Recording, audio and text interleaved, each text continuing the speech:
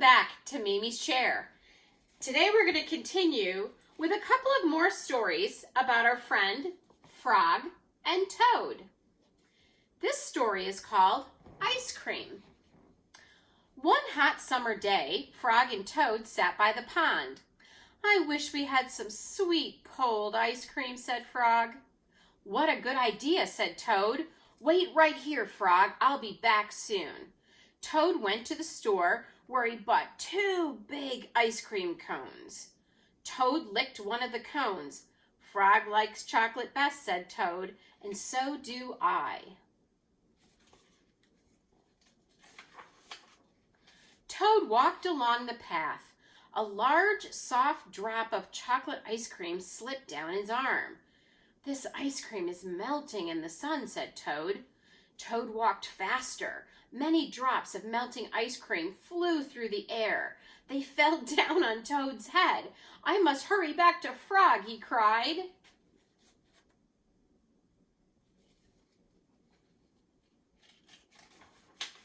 More and more of the ice cream was melting. It dripped down on Toad's jacket. It splattered on his pants and on his feet.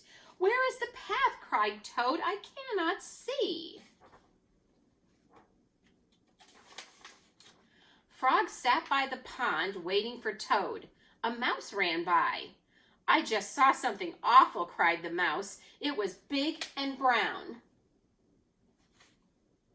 "Something covered with sticks and leaves is moving this way," cried a squirrel.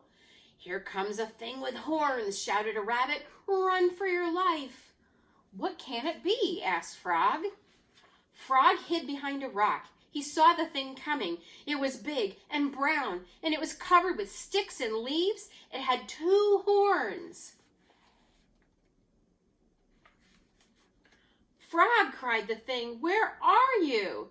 "Good heavens," said Frog, "that thing is Toad." Toad fell into the pond. He sank to the bottom and came back up again. "Drat," said Toad. "All of our sweet, cold ice cream has washed away." "Never mind," said Frog. "I know what we can do." Frog and Toad quickly ran back to the store. Then they sat in the shade of a large tree and ate their chocolate ice cream cones together.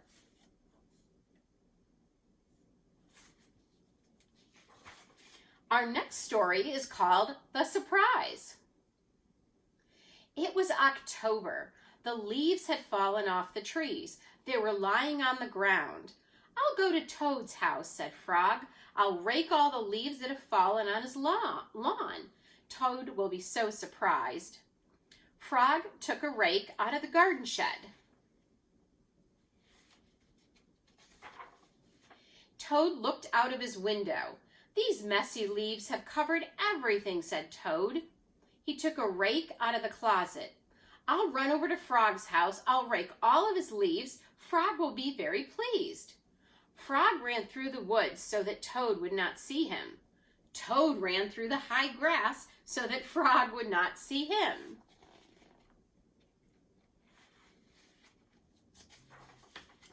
Frog came to Toad's house. He looked in the window. "Good," said Frog. "Toad is out. He will never know who raked his leaves." When Toad got to Frog's house, he looked in the window. "Good," said Toad. "Frog is not home. He will never guess who raked his leaves." Frog worked hard. He raked the leaves into a pile. Soon Toad's lawn was clean. Frog picked up his rake and started home. Toad pushed and pulled on the rake. He raked the leaves into a pile. Soon there was not a single leaf in Frog's front yard. Toad took his rake and started home.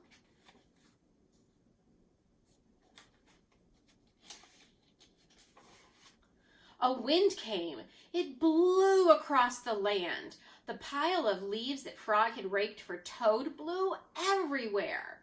The pile of leaves that Toad had raked for Frog blew everywhere.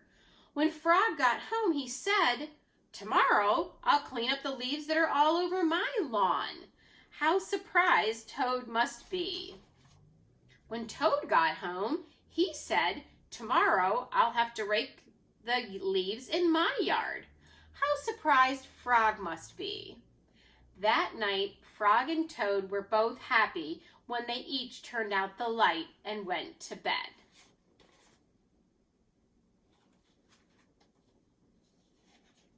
They tried to help each other, and then the wind undid all the work. And here's our last story from this Frog and Toad book. And this one's called Christmas Eve. On Christmas Eve, Toad cooked a big dinner. He decorated the cake, the tree. Frog is late, said Toad. Toad looked at his clock. He remembered it was broken. The hands of the clock did not move. Toad opened the front door. He looked out into the night. Frog was not there. I'm worried, said Toad. What if something terrible has happened, said Toad.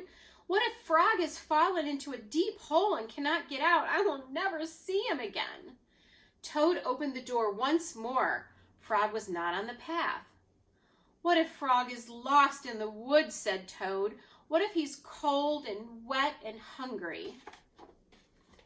He was very worried. What if Frog is being chased by a big animal with sharp teeth? What if he's being eaten up? Cried Toad. My friend and I will never have another Christmas together. Toad found some rope in the cellar. I will pull Frog out of the hole with this, said Toad. Toad found a lantern in the attic. Frog will see this light, and I will show him the way out of the woods, said Toad. Toad found a frying pan in the kitchen. I'll hit that big animal with this, said Toad. All of his teeth will fall out. Frog, do not worry, cried Toad. I am coming to help you. Toad ran out of the house, all ready to try and help and save his friend. There was Frog. Hello, Toad, he said. I'm very sorry to be late. I was wrapping your present. You're not at the bottom of a hole? Asked Toad. No, said Frog. You're not lost in the woods? Asked Toad. No, said Frog. You were not being eaten by a big animal? Asked Toad. No, said Frog, not at all. Oh, Frog, said Toad, I am so glad to be spending Christmas with you. Toad opened his present from Frog. It was a beautiful new clock. The two friends sat by the fire. The hands of the clock moved to show the hours of a merry Christmas Eve. The end. I hope you've enjoyed these stories of Frog and Toad, and I look forward to seeing you at Mimi's Chair again soon.